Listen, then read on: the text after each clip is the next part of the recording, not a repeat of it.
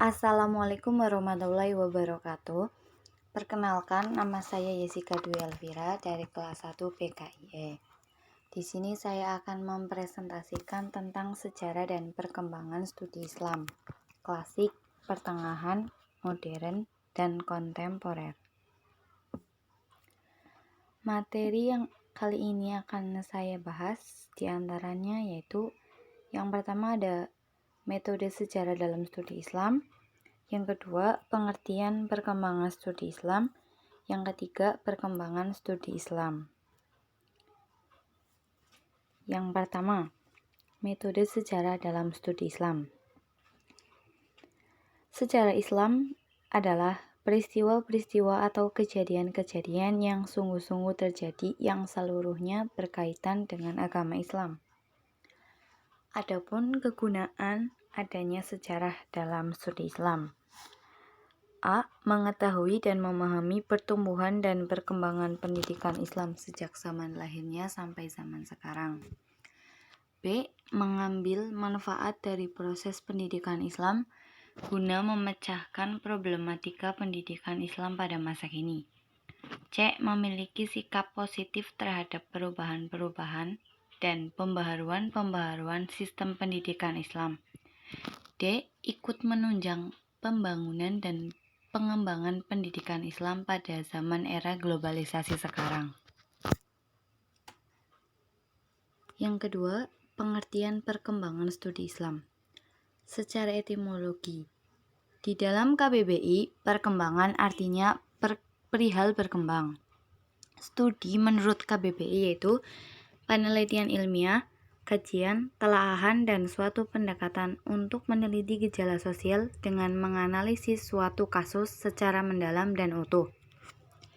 Adapun pengertian Islam berasal dari bahasa Arab yaitu aslama, yuslimu, islaman, yang berarti berserah diri, patuh, dan tunduk.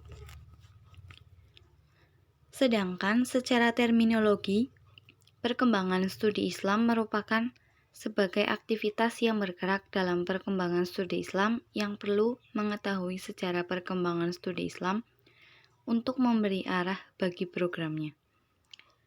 Dengan adanya studi Islam tersebut juga berfungsi sebagai ilmu pengetahuan dan sebagai langkah yang menentukan dalam mempelajarinya, serta mengerti perkembangan apa saja yang dibuat oleh tokoh-tokoh yang memajukan studi untuk mengembangkan ilmu dari dahulu hingga sekarang ini.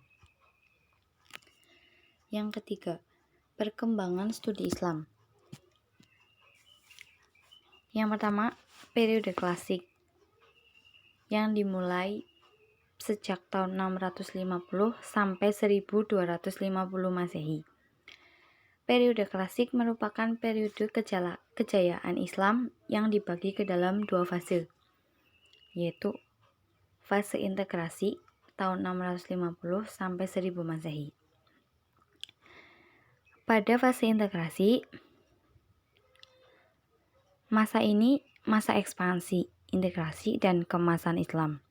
Dalam hal ekspansi, sebelum Nabi Muhammad SAW wafat di tahun 625 Masehi, seluruh semenanjung Arabia telah tunduk ke bawah kekuasaan Islam. Ekspansi ke daerah-daerah di luar Arabia dimulai di zaman Khalifah pertama Abu Bakar As-Siddiq. Selanjutnya, fase disintegrasi yang terjadi pada tahun 1000 sampai 1250 Masehi.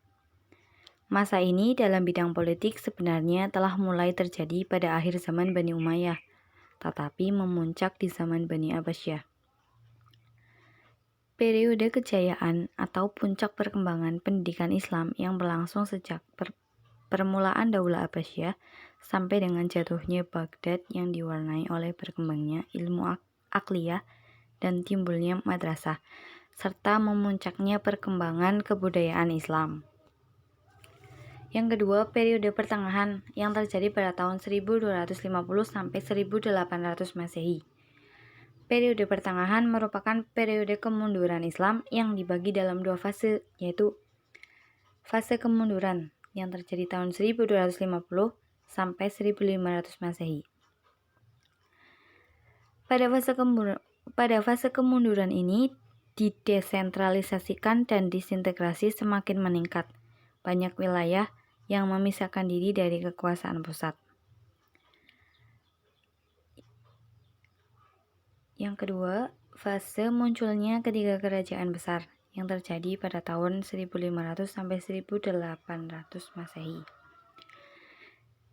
Fase ini dimulai zaman kemajuan tahun 1500 sampai 1700 Masehi dengan 3 negara, yaitu Kerajaan Utsman di Turki, Kerajaan Syafawi di Persia, dan Kerajaan Mughal di India yang berjaya di bidang literatur dan arsitektur. Dan zaman kemunduran tahun 1700 sampai 1800 Masehi.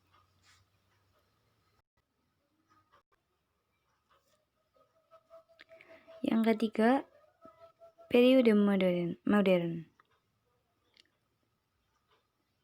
yang terjadi pada tahun 1800 sampai sekarang. Periode modern merupakan periode kebangkitan umat Islam yang ditandai dengan munculnya para pembaharu Islam.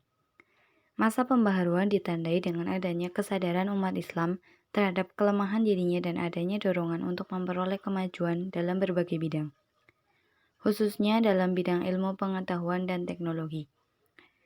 Yang keempat, ada periode kontemporer. Dalam periode kontemporer ada beberapa pendekatan dalam perkembangan studi Islam, yaitu pendekatan historis, pendekatan studi perbandingan, pendekatan studi kontekstual, pendekatan studi hermeneutis, pendekatan normatif, pendekatan ilmu sosial, dan juga ada pendekatan fenomenologi. Sekian dari saya. Apabila ada kekurangan maupun kesalahan kata, mohon dimaafkan. Terima kasih. Wassalamualaikum warahmatullahi wabarakatuh.